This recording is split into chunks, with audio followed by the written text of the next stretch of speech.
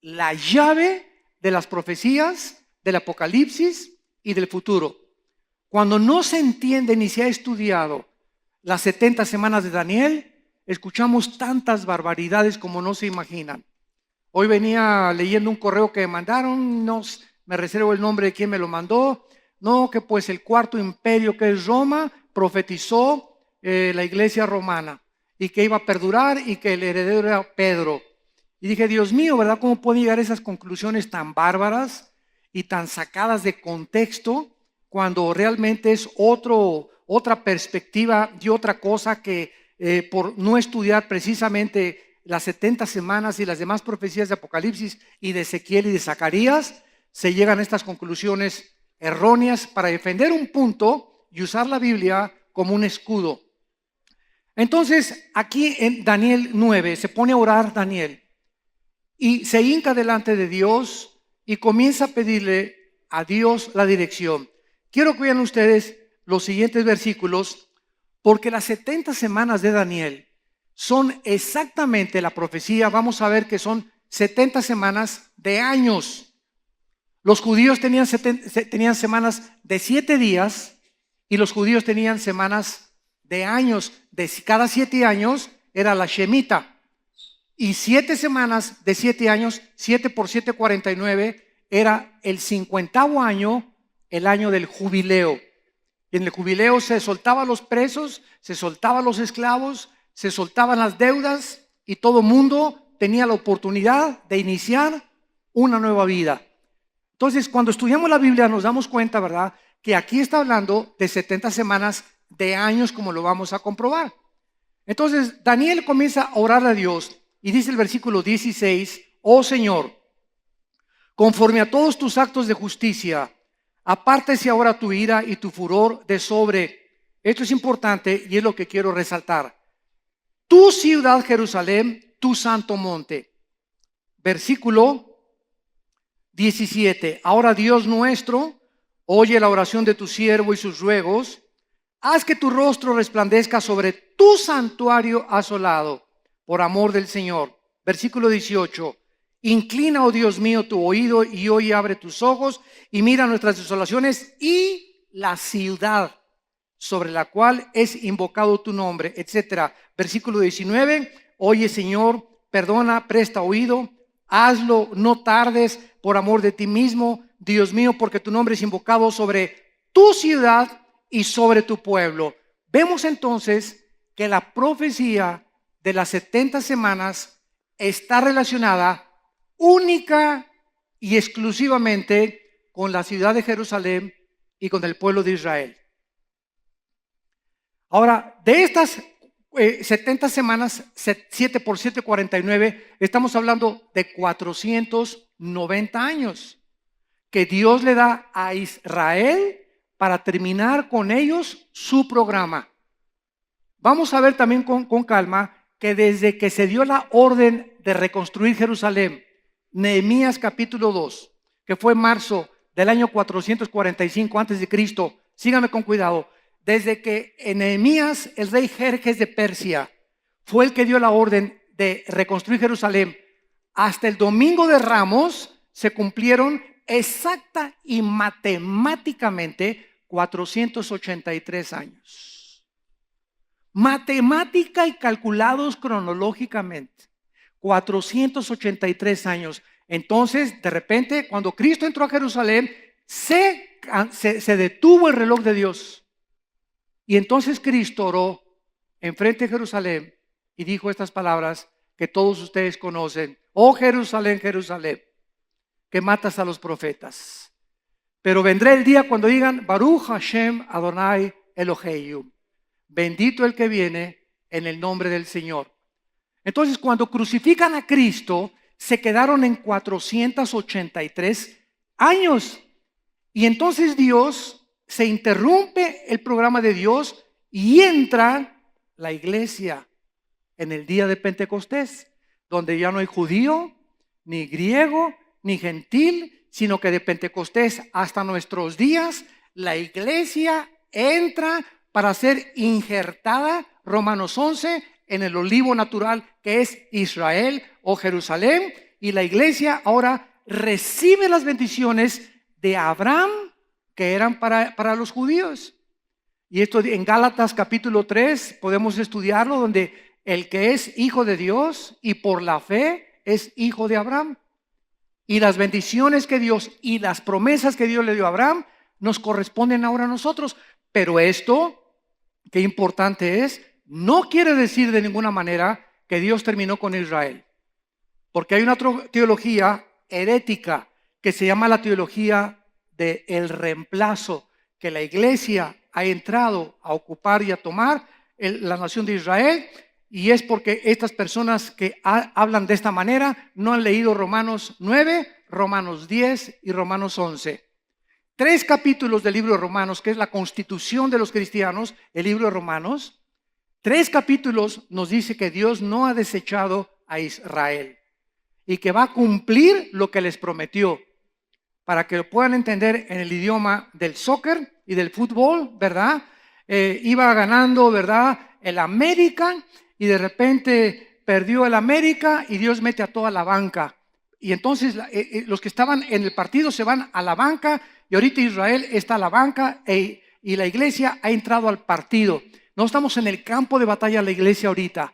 Israel está ahí en la banca, pero cuando el arrebatamiento Cristo venga por nosotros y nos saque del mundo, la última semana que falta de 7 años son los 7 años de la tribulación. Entonces ya van ustedes profundizando en la escatología bíblica, en las profecías bíblicas. Estos 7 años de la tribulación es imposible que la iglesia se encuentre ahí. Por eso dice la Biblia en Apocalipsis 7 que Dios va a sellar a 144,000 toluqueños, dice, de Tlalnepantla, 144,000 judíos, y lo dice específicamente de cada tribu 12,000. Esto significa, ¿verdad?, que ahorita hay judíos por todo el mundo. Hay judíos mexicanos, hay judíos italianos, judíos costarricenses, judíos franceses, hay judíos negritos también en África que son judíos sin que lo sepan, porque las 10 tribus en el año 700 antes de Cristo fueron llevadas a Siria, fue el primer exilio y se perdieron en la diáspora. Y desde hace 2700 años hasta nuestros días no saben quiénes son judíos y quiénes no son judíos, más que muy pocos, ¿verdad?, los que vienen de Leví y otros que vienen de Cohen, ¿verdad?, que es el sacerdocio que pertenecía a los judíos. De ahí en fuera hay cantidad de judíos mexicanos. Por ejemplo, el apellido Pérez es judío. González, casi todos los EZ tienen ascendencia judía, sin que tú lo sepas, aunque tengas cara de tlacoyo.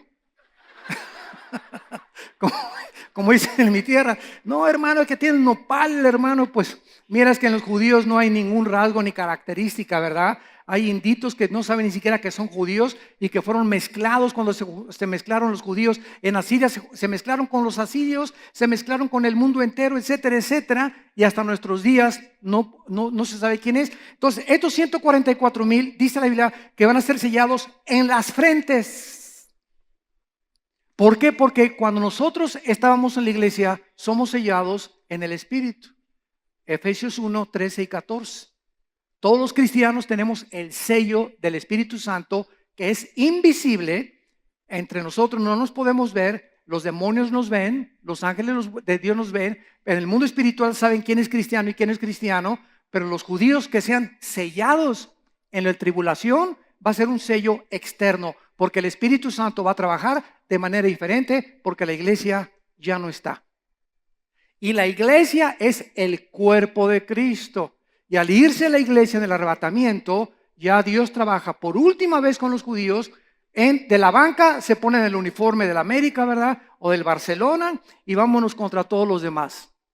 Arriba el Barcelona. Bueno, esta es la forma en la que la Biblia nos muestra, con diferentes ilustraciones del fútbol, podemos del básquetbol, de lo que sea, cómo está el programa de Dios. Entonces, esta profecía de la semana 70 es tan importante en el estudio del anticristo. Porque al no conocerla, hemos oído, pues el príncipe Felipe de España es el anticristo. O antes decían que su papá, el rey Juan Carlos. que al Papa también que es el anticristo. Ahora hasta el pobre de Obama ya también le ponen que es el anticristo. Y han sacado, ¿verdad?, que Gorbachev, el nombre Gorbachev en el hebreo da la suma del 666 y que era el Gorbachev el anticristo y que porque tenía aquí una marca en la frente Gorbachev, etcétera, etcétera. Y estamos llenos de especulaciones por no conocer las profecías de la Biblia y principalmente no entender las 70 semanas de Daniel. Y tenemos que comenzar con el anticristo porque es muy importante, ya que Daniel y el Apocalipsis son, se podría decir, Daniel es el Apocalipsis del Antiguo Testamento. Daniel, el libro de Daniel es el Apocalipsis del Antiguo Testamento y el Apocalipsis es el registro de los juicios apocalípticos y las visiones que tuvo Daniel explicadas. Entonces, si alguien quiere enseñar Apocalipsis o estudiar Apocalipsis sin conocer Daniel, vas a inventar pues que los 10 cuernos son esto y que los 10 espíritus son esto, que los 7 espíritus, y por eso hay sectas como los testigos de Jehová, adventismo, mormonismo, ciencia cristiana, unitarismo, que son, ¿verdad?, movimientos religiosos que se han formado a través de sacar de la Biblia un texto fuera del contexto para convertirlo en un pretexto.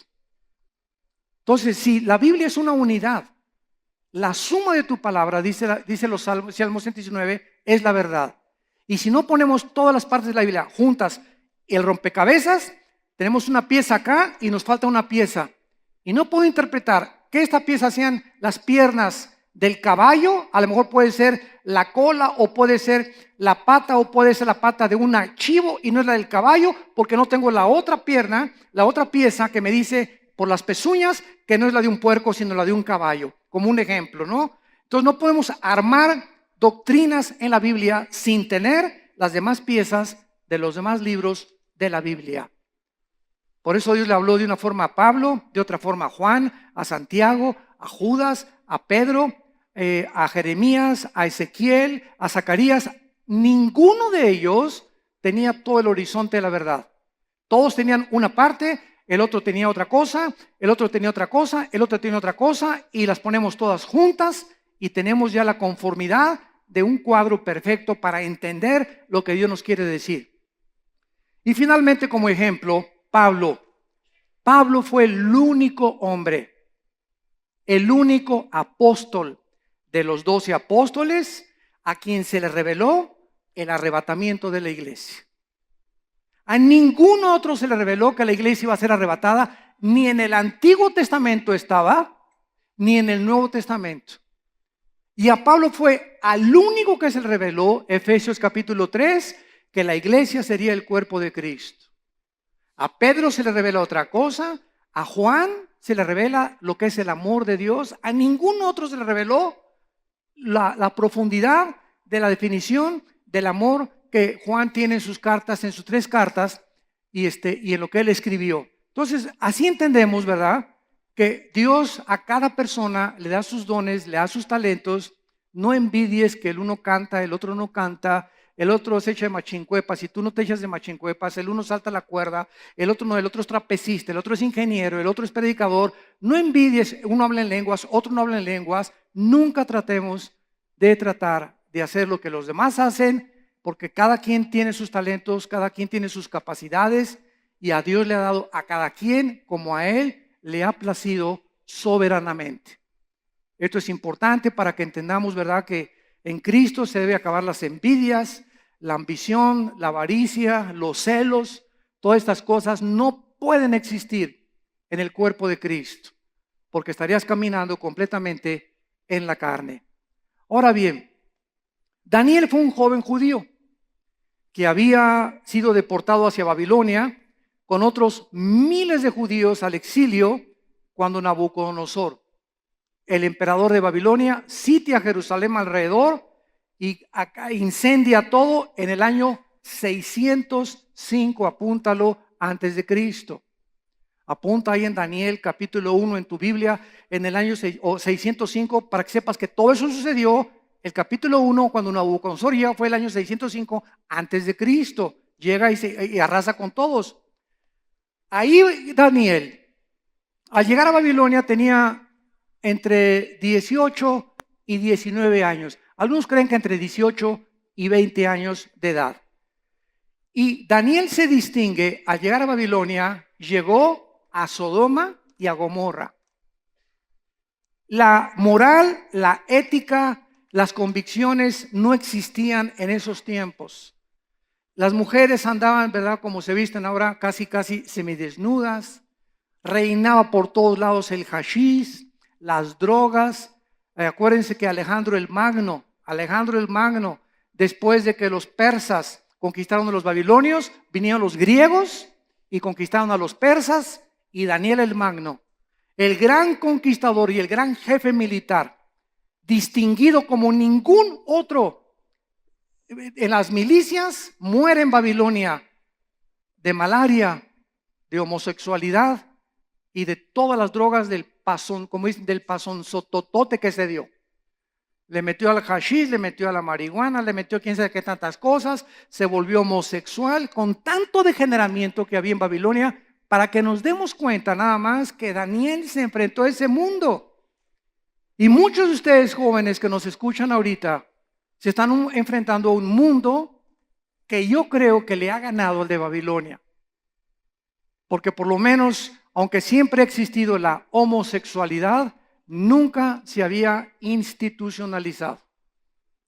Nunca un gobierno había legalizado que fuera algo permitido y que fueran respaldados legislativamente por un gobierno para aprobarlos, como ahora se está determinando en Estados Unidos, que ya los jueces se les prohíbe en las actas de matrimonio decir esposo y esposa, señor y señora. Ya se quitó eso de las actas de matrimonio en los Estados Unidos y ahora simplemente, ¿verdad?, hombre, hombre o mujer, mujer. Ya el matrimonio no es entre un hombre y entre una mujer, para que no haya ningún problema con los que se casan hombres con hombres, mujeres con mujeres. Y esto nos muestra que el hombre sin Dios desciende al grado de las bestias. El hombre sin Dios es una bestia. Y lo vemos en la forma de su conducta, en la forma en la que aprueba, en la forma que razona, en la forma que ve el mundo, en la soberbia intelectual que existe por todas partes ahorita, donde ya, ¿verdad?, el cristianismo es burlado, la Biblia es burlada, las películas se burlan de todo, ¿verdad? Ahorita todo es completamente sin convicciones. Y Daniel, en el capítulo 1, versículo 8 de su libro, dice la Biblia, y Daniel determinó no contaminarse ni con las cosas que el rey le ofrecía, ni con las mujeres que tenía enfrente de él, ni con las tentaciones. Y cayó de rodillas, me imagino, a esa edad y dijo: Señor, estoy en medio de Sodoma y Gomorra, estoy en medio de un ambiente completamente lleno de tentaciones, pero tú eres más poderoso y más fuerte para sostenerme. Señor, creo que eres tú mi fortaleza, tú eres mi escudo, tú eres mi salvación, y solo tú me puedes ayudar a llegar al final de mi carrera sin haberme contaminado. Y Dios honra cuando alguien hace una decisión de este nivel, porque Dios siempre, cuando tú tomas una decisión, ya no quiero los cigarros. Y yo recuerdo cuando yo fumaba, ¿verdad?, antes de cristiano, me acuerdo que llegó el momento, tenía 3 días de haberme convertido, agarré los cigarros, yo me fumaba 1 o 2 diarios o 3 diarios y los eché a la basura y dije: desde este momento ahí se van. No le dije: Señor, quítame el cigarro, quítame la marihuana, quítame aquello. No, tú tienes que tomar la decisión, y cuando Dios ve que tú tomas el paso y la decisión la tienes tú, Dios te respalda con su poder. Pero nosotros tenemos que tomar la decisión. Entonces no le digas a Dios: quítame lo carnal, ay, quítame las tentaciones, quítame esa mujer que tengo de secretaria con las piernas que tiene, córrela y pon una gordita de secretaria. Si no, estás jugando con el pecado. Quítame las revistas pornográficas y no vas y las quemas, ¿verdad? Y quítame este canal pornográfico cuando lo tienes en tu casa. Entonces, si no entendemos cómo funciona esto, vamos a seguir viviendo engañados, creyendo que somos y no lo somos, por la forma de las convicciones que nosotros vivimos. Las profecías de Daniel, a pesar de todo lo que se profetiza, están llenas de esperanza. porque nos muestran que es un Dios el que está al control de los imperios, de las personas, de las ciudades y de la misma historia. Dios está al control de todo lo que está pasando en el mundo, por más negro que lo veamos. Dios tiene el control detrás de las cortinas y por alguna razón que muchas veces no nos los revela, se encuentra la impresionante sabiduría de Dios, que después que confiamos en Él, nos dice por qué Él hizo lo que Él hizo. Porque eso es la fe. ¿Qué es la fe? Confiar y creer que lo que Dios dice es verdad, aunque no lo vea, aunque no lo entienda y aunque no lo pueda experimentar. La fe es la certeza de lo que se espera, la convicción de lo que no se ve.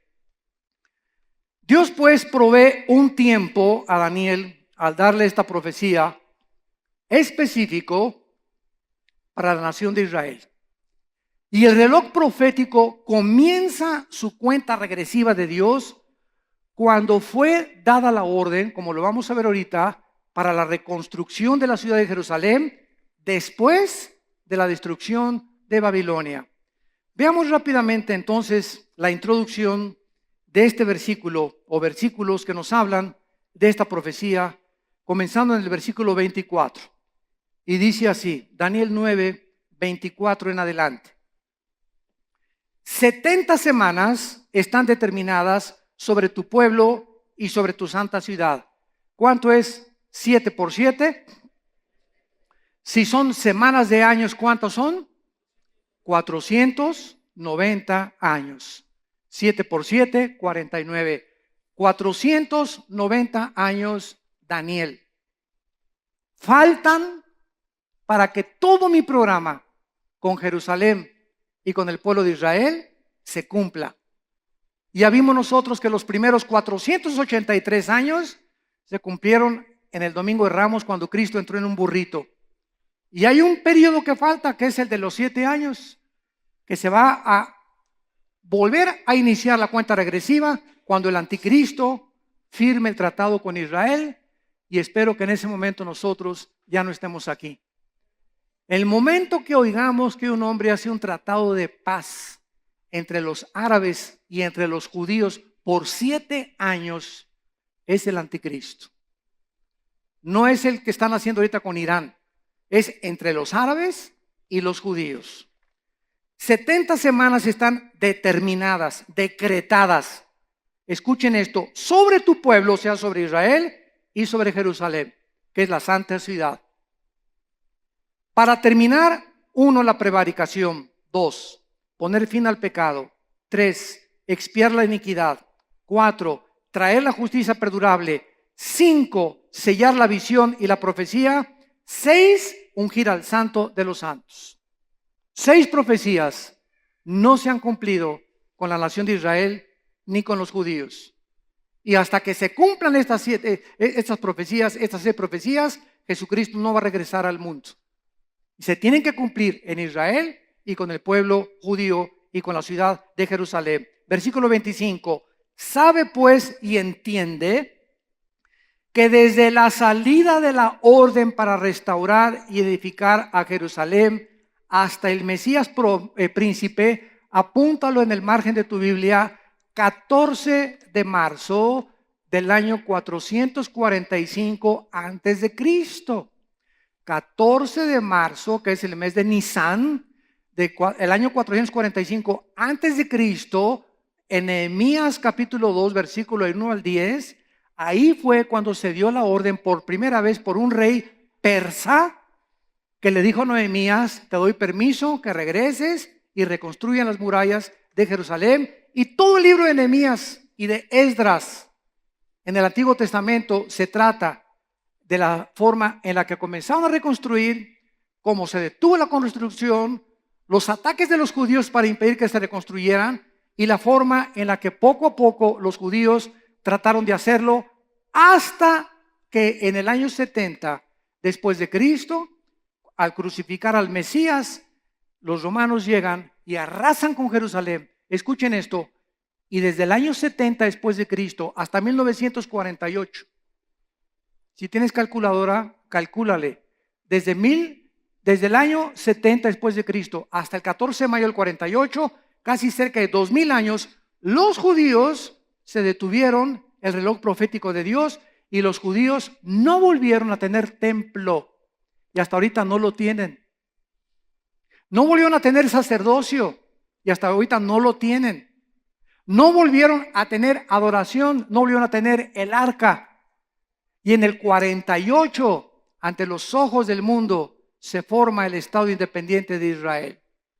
En el 67, en la guerra del 67, llega el general Moshe Dayan y recuperan Jerusalén y la tienen que devolver. La parte occidental y la parte oriental se quedan ellos con una parte que es el Muro de los Lamentos en manos de los musulmanes. Y donde está ahorita la mezquita de Omar, esa cúpula dorada inmensa al llegar a Jerusalén, que en todas las fotos de Jerusalén se ve, en esa cúpula, debajo de esa cúpula, ahí se encuentra el templo judío. ¿Y quién está arriba de él? La mezquita de los musulmanes.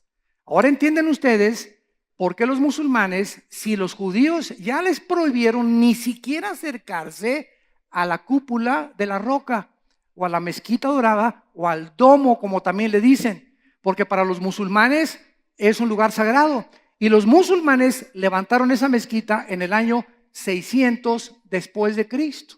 Entre el año 600 más o menos, por uno de los califas, Omar se llamaba, y lo pusieron arriba del templo judío como un juicio de Dios. Y no es hasta que los judíos regresen a el lugar donde tenían su templo y lo reconstruyan que el anticristo va a aparecer en el mundo. Entonces, ahorita, ¿cuál es la solución? ¿Cómo pueden los judíos ahorita sacar a los musulmanes sin que se arme una guerra santa? Imposible. Entonces, algo milagroso tiene que suceder para que puedan los judíos regresar a su lugar y se tienen que cumplir las profecías y ellos comiencen otra vez bajo el permiso del anticristo, reanudar sus sacrificios y a los 3 años y medio el anticristo viola este tratado, sacrifica un cerdo, lo mismo que hizo Antíoco Epífanes en el año 167 antes de Cristo, y de ahí en adelante comienza la gran tribulación. La persecución y el holocausto más grande de la historia contra los judíos y contra los cristianos, que en el tiempo de la tribulación se conviertan después del rapto. Si el arrebatamiento viene hoy en la noche y Cristo nos saca hoy en la noche del mundo y millones de personas desaparecemos, muchos de ustedes van a venir el próximo domingo aquí a la iglesia y no va a estar el pastor Josué ni el pastor Gerardo, no va a estar los hermanos y va a estar medio vacía la iglesia, o a lo mejor nada más se fueron 10. Ojalá no, ¿verdad? No, yo creo que hay más aquí que son de veras.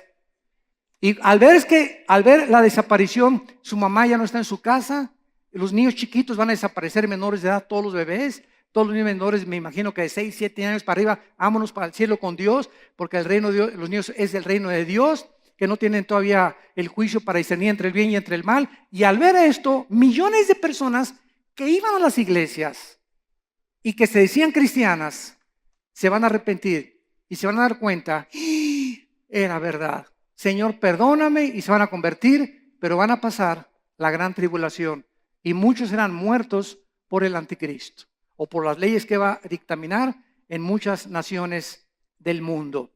Muy bien, vemos nosotros entonces en el versículo 25 que desde que se diera la orden para restaurar y edificar Jerusalén hasta el Mesías príncipe, o sea, hasta la venida de Cristo, habría 7 semanas y 62 semanas, que son exactamente 67 semanas, que son 483 años.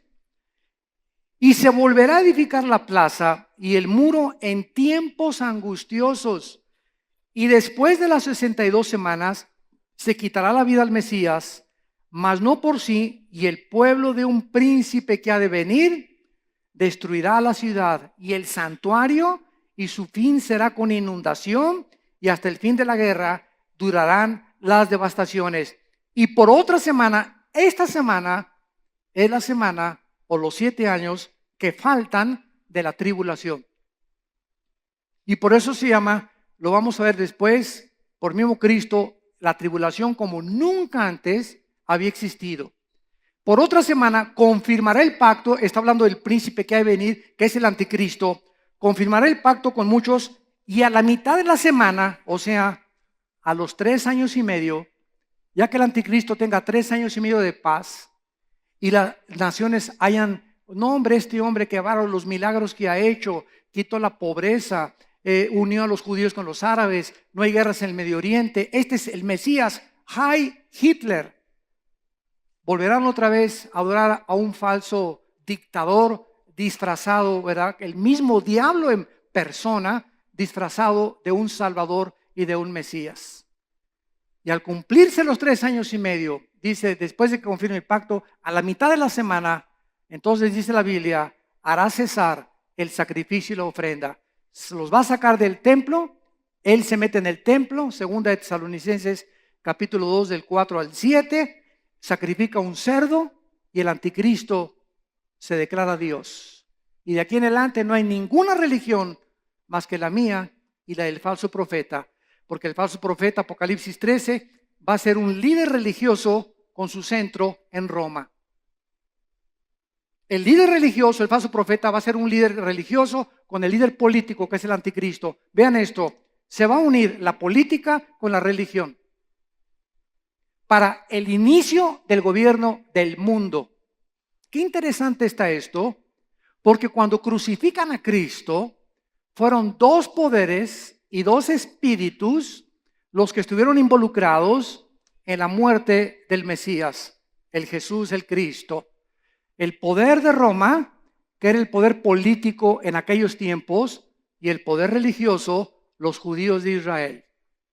Los judíos de Israel, el poder religioso, el espíritu de religión, se impuso sobre Pilato, que representaba el poder político, y Pilato dijo, yo no tengo nada que ver con este hombre. No. La presión del movimiento religioso pudo más que el político, y el poder político entrega al poder religioso a Cristo, y el poder religioso lo crucifica en una cruz. Siempre de acuerdo a la historia de la sociología o de la antropología, o del estudio del ser humano, los políticos necesitan el poder religioso para los votos. En el país donde domina la religión es el partido que gana, porque es precisamente los votos de la religión que es la mayoritaria, porque siempre han trabajado juntos la política con la religión. La política necesita a la religión necesita a la política. Y cuando venimos al cristianismo, nos damos cuenta que como el cristianismo no es una religión, entonces tanto los religiosos como el poder político persiguen a los seguidores del Mesías Jesucristo. Y la historia se vuelve a repetir. Pero lo interesante del caso es que cuando el anticristo se una con este líder religioso de Roma para que lo ayude a conquistar Europa y el Medio Oriente, se van a unir los dos. Y cuando el anticristo conquiste el mundo, él va a quemar Roma. Apocalipsis capítulo 17. Y ahí lo dice claramente, es la ciudad que gobierna sobre los reyes de la tierra, que está vestido de oro y de púrpura, y que se encontró en ella la sangre de todos los santos de toda la historia. Entonces, la historia está clarísima en la Biblia, para que el que quiera verla, la quiera ver. El que no la quiera ver, que se esconde detrás de la mentira, ese es tu problema. Pero si quieres ver la luz y quieres ver la verdad, la vas a encontrar con la guía del Espíritu Santo. Muy bien, entonces después de estas 62 semanas regresamos, ¿verdad?, aquí a Daniel 9 y nos damos cuenta que se quitaría la vida al Mesías.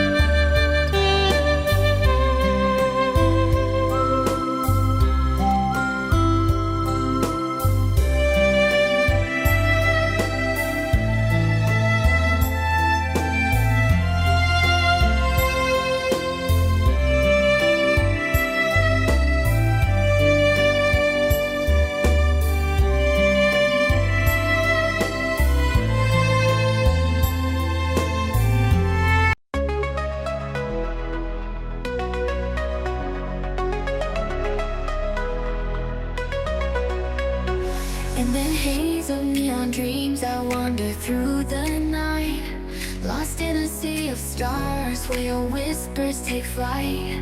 Electrified emotions, they dance around my heart, in this digital garden where we never have to part. Shadows blend with colors as the beat sets me free. Every note a memory, every rhythm you and me. Echoes of you in synth waves, feel you near in the pulsing haze. It's such a world where we collide. You love the rhythm in my mind, With the glow of city lights, our shadows intertwine in this kaleidoscope of love where the past and future align. With every step I take, I feel your presence strong, and this digital symphony where our hearts belong. Shadows blend with colors as the beat sets me free. Every note a memory, every rhythm you and me. Echoes of you in synth waves, feel you near in the pulsing haze. It's such a world where we collide. You love the rhythm in my mind.